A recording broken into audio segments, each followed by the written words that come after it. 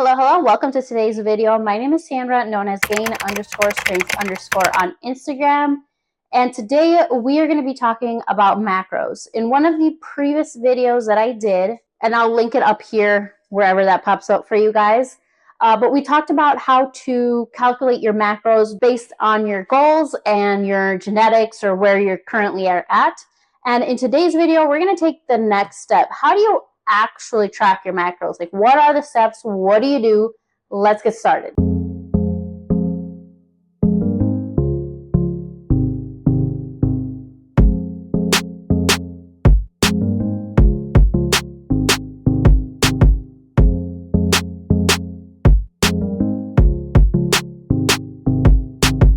If you're someone who has struggled with any type of ED, which I hope that you're doing well and that you're taking care of yourself and you're being kind to yourself, but maybe this video will not be the best for you. So if you just want to not watch it, that's totally okay, because tracking macros does involve being very mindful of what you're consuming, and depending on your goals, you kind of have to be somewhat restrictive. So now that you have your macros, the first step that you need to do is find an app that works for you, that makes this easier for you. If you want to do it manually, you certainly can. Maybe an Excel spreadsheet might work for you, or you can download an app such as MyFitnessPal.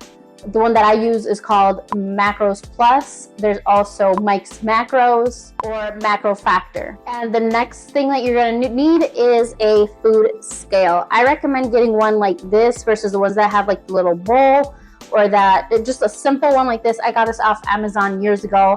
It cost me maybe 17 bucks or so. And the reason why you need a food scale is because this is the only way that you can accurately track how much you're actually eating versus just eyeballing it or using measuring cups. A scale is the way to go when you are tracking macros. And eyeballing doesn't really work, because if you don't know, for example, what a serving of peanut butter looks like, you're just gonna kind of assume and take what you think is a serving. But if you actually ever were to weigh out what a serving of peanut butter is, you will be very, very sad to discover that you were severely overestimating it. So just get a food scale. Sometimes if I'm making a recipe or cooking something in bulk, I do like to have a pen and paper with me, just in case I need to jot anything down.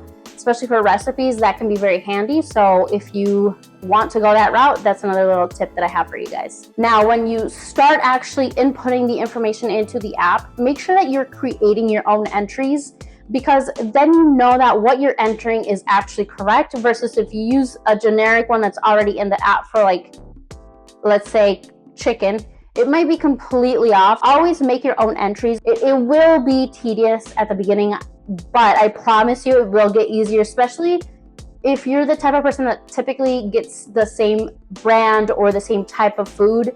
The information is going to be saved in the app, so you only have to enter it once, and then the next time that you're going to enter the same food item, it's already saved on the app and you can just quickly add it to your day. But yeah, just make sure you're adding your own entries. And if you're going to be scanning a barcode, I know that some apps do allow you to scan a barcode and it automatically populates all the information. Just verify that the information that is pulled from that barcode is accurate, and if it's not, you're going to want to correct those entries. So we're going to use the macros that we found in that other video that I mentioned that I posted several weeks ago at this point. So we're going to refer to those macros based on that person. And again, I will try and link it up here for you guys so you can go take a look at it if you need to calculate your macros. So let's get started with actually tracking your macros. For today's video, we're going to track two things. One of them is going to be this Greek yogurt and some raspberries. The reason why is because this one has a food label, this one does not. So I kind of want to show you guys how you would enter each one into the app. The first thing that you want to do, obviously, download the app. So I did download MyFitnessPal because I feel like that is a very commonly used app, but a lot of the features that it has, you have to go premium, which I'm not going to download. I'm not going to pay for the premium because I'm not going to use it. So we're going to the screen recordings that you're going to see are just going to be based off the app that I use, which is called My MACROS Plus.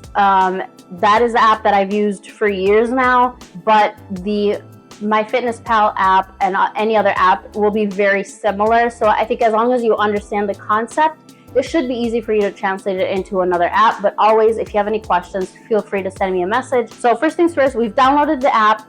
You want to set up your macros based on what you calculated. In the last video, we used an example of a female who wanted to lose body fat.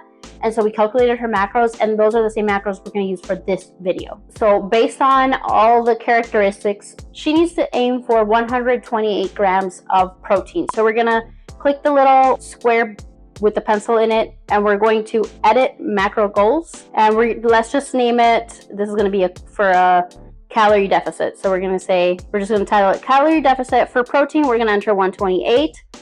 Don't enter anything for calories. This app will automatically always calculate calories for you. You just enter in the macros. Then she had 170 grams of carbs. So we're going to enter that. And for fat, she had 57 grams of fat. And if you remember, based on once we did the math and all that, we did have to round up just to make it a little bit easier to deal with whole numbers versus decimals. So once you hit done, you're going to hit save. Do you want to apply this right now? Let's say yes. And there we go. And you can see it at the top, 128, 170, 57. So that's the total for a day. As we start adding in food, that number is going to start going down. And then we know how much more we still have left for the day. So in this case, we are going to add the Greek yogurt. The serving size for this is 1 cup. So this entire thing is what's going to be the calorie amount here. Now, take account that this is not including the weight of the actual container that this is in. This is just the amount of the food inside, and it's 150. So I'm just going to put it on the scale. I'm going to hit the power button, and then your scale that you have should have like a way to tar it out. So you're going to zero it out. So if I put this on here, it currently says it weighs 160 grams, but I am going to go based off the 150 that it says on here, just to track the amount of food in here. So what you could do is, and this is where counting macros really gets very, I would say, personal, or it just really depends on you and how you want to approach it. So you could just go based off of this and just say 150 is going to be the amount of here, or you could put like a little bowl, tear it out, dump all this out so that the weight of the bowl is already taken away from it. And as you are adding the Greek yogurt on here, it's going to be telling you how much it is, and then you know exactly how much it is. For the sake of this video, we're just going to assume and trust whoever made this that there is 150 grams of yogurt in here. I'm going to open up the app, and I'm going to say track now. Then I'm going to go down here where it says add custom food. And what's the food name? So you want to be as like specific, especially if you typically change the type of, in this case, Greek yogurt that you get. You want to make sure that you're using the correct entry for that day, depending on what you get. So in this case, I'm just going to put whatever's on the front label so that I know. So this is the let's just say Greek yogurt. And the brand is I don't know how to pronounce that. If anybody knows, we're going to change the serving size to 150 grams. We'll just leave it as is. And then we're going to look at the food label. So always look at the food label. Don't look at what the package says on the front. If it's like a box and it says 20 grams of protein, don't look at that. Look at the nutrition label, okay? And then we're going to go in and just add in the macros. So the total fat for this says it's 3 grams. So I'm just going to add 3. And you can add the other information that's on here if you want. Honestly, I don't really care, so I don't add that stuff. But again, do what works for you. Then we're going to go to total carbs. In this case, it is 8. And total protein, 20. Sometimes I will add how much fiber or sugar is in the item if I really want to. Then I'm going to hit save. And then it's going to say, would you like to add this to my daily meal log now? I'm going to go with yes. And then you can change at the top where it says lunch. You can click it and select what you want it. You can also edit your meal options, so you can change the name of things. So I'm going to add it for breakfast, change that, and make sure you change the quantity. So I'm going to go ahead and add 150, and the calculation that pops up should match what's on here. And there you go. So now you have 108 grams of protein left, 162 carbs, and 54 fat. That's done. So you're going to continue to do this process for anything that you eat in that day. Someone like me, I eat the same thing all week long. So I just go up here to the little 3 dots at the top right corner, I click copy day, and I can copy any day on here. So if I'm copying today to tomorrow, it has today selected. I'm just going to hit Monday, and it's saved it to my Monday. So you can do that if you're someone who eats the same thing throughout the week, or maybe you change it every other day. That just makes it easier for you so you don't have to be editing the app every single day. Then we're going to go to recording the raspberries. So we know that there's certain food items that don't have a nutrition label. How do we track that? Well, so you can go to either USDA's website and find the nutritional value for that food item, or you can go to Calorie King and find the food item there. Calorie King, I don't even know how I ran into that website. I'm sure somebody at some point recommended it to me. The only issue with that one is that sometimes it can be hard to look through their whole database to find the specific raw item that you're looking for. Whereas the USDA one, again, they both have their pros and cons. Just go with what is easier for you to use. We're gonna try Calorie King and see if that pulls up any information for raspberries. So one of the first things is a raspberry raw. Let's just go with that. And here you can edit how much you're going to eat. So let's say I want 100 grams of raspberries, okay? So let's say I'm gonna eat 100 grams of raspberries. Here is the information for this specific item. So for 100 grams, it's gonna have 0.7 fat, 11.9 carbs, and 1.2 grams of protein. So I'm gonna go to my app, and I am going to, again, add a custom food item. We're gonna call it raspberries. Brand, you could just say like generic or whatever you want. Or you can go based off the brand, I guess, of the item as well. We're gonna say it's 100 grams, and then total fat was 0.7, sorry. Carbs was 11.9, and protein was 1.2. So I just entered that into the app. I'm gonna save it. Yes, I want to record it for today. Let's just stick to breakfast, part of my breakfast. And then we're gonna just change the quantity to 100 grams. Save it. And there you go. So now let's actually weigh out the 100. Now again, my little scale is very old, so it's pretty beat up. So I'm just gonna turn it on, place my little bowl. So it's saying it's 189 grams. So I'm just gonna hit the little T right here. And it's gonna change it to 0, which means that whatever I put on is what it's calculating the weight of. It is not calculating the weight of the actual bowl. So I'm just gonna put the raspberries in there until it says 100. Again, I don't know if I have, maybe I will. Okay, we'll go with that. 100 grams of raspberries. So this bowl is 100 grams of raspberries, and that's what I'm gonna eat. So as you can see, it will take some time for you to get used to it. I know that when I first started, and this was years ago, it was quite the process, but I don't know. I personally really like tracking macros.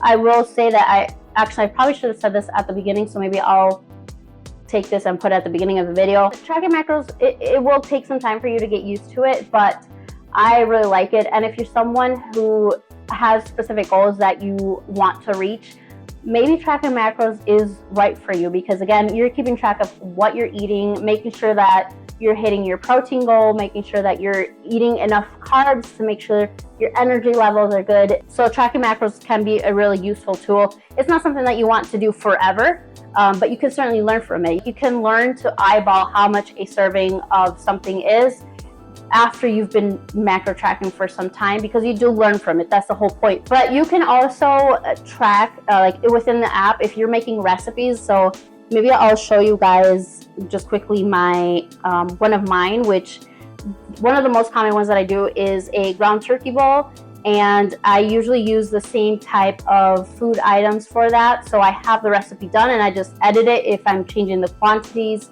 or maybe I'm switching out a veggie for something else. But if you guys want me to show you more in detail how to create a recipe within the app, for sure, let me know in the comments and I will gladly help you out or upload a new video for that specifically. So if I go down to recipes, and this is the app that I use, so there's a lot of stuff in here, but I'm gonna go to ground turkey bowl.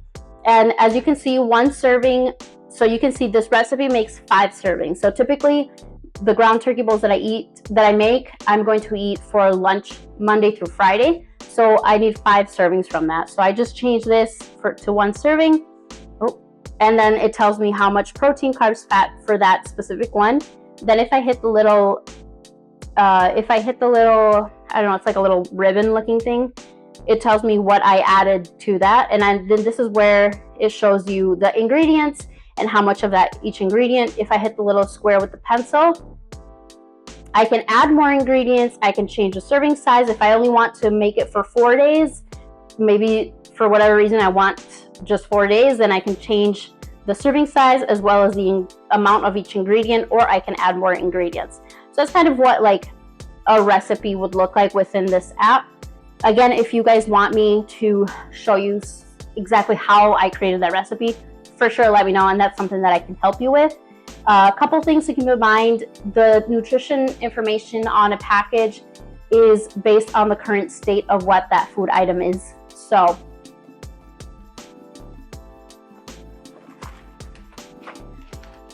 let's say you want to make some thin spaghetti and you're taking a look at the nutritional label. This is the information that's on here is for the current state in which the spaghetti is in. So you're going to weigh out, if you just want a serving, you're going to weigh out 56 grams of uncooked spaghetti. That's what this is going to be for. It's not for when you've already cooked it. Same with rice. I think, if I'm not mistaken, bacon is the only exception. Honestly, I don't know because I don't eat bacon. Meat, you want to weigh that raw versus cooked. Okay, so this is future Sandra here. I was in the process of editing the video and I noticed that I missed a couple of very important things. So I just wanted to quickly go over that with you. So the first thing is, do not add back the calories that you've burned through your workout. So sometimes, I know that MyFitnessPal does this all the time, where it adds back any type of calories that you've burned throughout your day, throughout your workout. Do not do that. We've already calculated your macros based on your activity level, so you don't need to eat back calories. Regardless which app you use, don't add back calories. Number 2, plan your meals ahead of time. I preach this all the time. If you've seen any of my social posts, any of my other YouTube videos, you know that I preach this all the time. Plan your meals ahead of time so that at the end of the day, you're not struggling and playing macros Tetris, trying to figure out and make sure that you hit all your macros. Because honestly, protein might be the one where you need a lot of protein, and carbs and fat, you probably will go over that when you first start to learn how to track macros. So plan your meals ahead of time. Number 3, if you give this a try and you're just super overwhelmed and the process of tracking everything that you eat it's too much for you to handle at first, start small. Start tracking just one meal. Maybe you want to make sure lunch is the meal that you struggle with the most, or your dinner after you get home from work, you get home from the gym, you're just super hungry, you don't know what to eat. Maybe start tracking just your dinner or just your lunch. Or maybe you just start by tracking your protein. Protein is going to be the most important thing, in my opinion, to make sure that you're hitting every day compared to carbs and fat. So hey, maybe start tracking your protein and just make sure that you stay within your calorie range, and you should be set. Let your carbs and your fats fall where they may. Hit that protein goal, stay within your calories, and you're good. But yeah, I guess that is all for this video. I wanted to keep it short because I know that this is a lot of information and a lot to take in. If you have any questions regarding this, you need any help, let me know. I am here to help you. Send me a DM. I hope that this video helps you in reaching your goals. And if you did like this video, or if you want to support my channel, feel free to hit that thumbs up button showing that you liked this video. And don't forget to subscribe to my channel. Again, these are all ways that you can help me for free, and I truly appreciate it. And I hope you guys have a great rest of your day. And don't forget, you're stronger than your mind lets you think.